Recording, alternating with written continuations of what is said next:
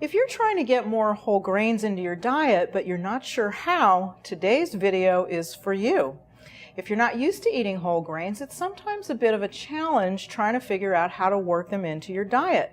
Switching from white bread to whole wheat or from white rice to brown is pretty easy, but beyond that, many people seem a little baffled by whole grains. And even though you can just cook them up and serve them as a side dish, they're a little more interesting when you turn them into something more, like a salad. There are a couple of good reasons to try a grain salad. For one thing, if you're cooking up some whole grains for dinner, you can easily cook up extra, pop it in the refrigerator to cool, and you've got the start of a quick and hearty salad the next day. The other thing is that although whole grains are healthy, the calories can add up pretty quickly if you eat them on their own. But if you mix your grains with a lot of low-calorie veggies, it's not only healthier and tastier, the calories per serving can go down dramatically too. Here's how to do it. You might want to pick a grain you haven't had before and cook up a batch. Here I've got some unusual ones. There's quinoa, which is technically a seed, and buckwheat, which is also a seed, and despite its name, isn't related to wheat.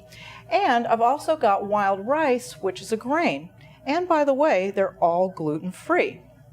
What you add to your grain salad is really up to your imagination. I like to add a variety of colors and flavors to mine. For my wild rice salad, I'm going to add in some tomatoes. I really like to use tomatoes in grain salads as much as possible because they add so much moisture. And that means that you're not going to really have to use much dressing. I've also got some diced carrots. This is going to be so colorful by the time I'm done. Some parsley, some cucumber, and we're just going to mix all that up together. It's going to look like it's got more veggies than grains, but trust me when we're done. And the other thing that I'm going to stir in here is just a little parsley just to give it some color.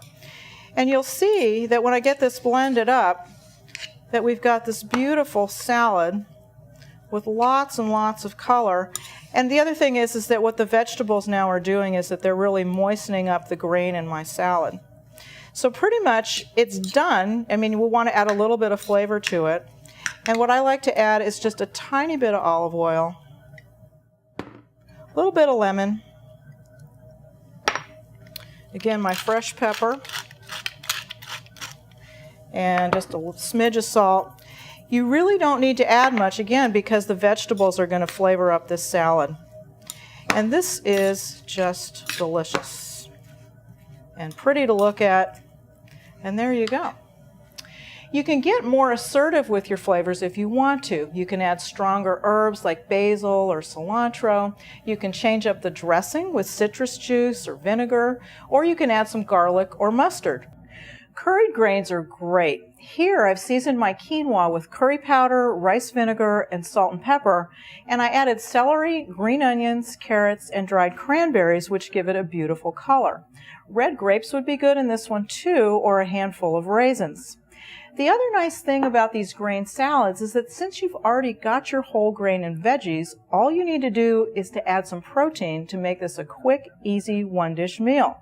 Some grilled tofu, chicken, fish, or shrimp would be great on top.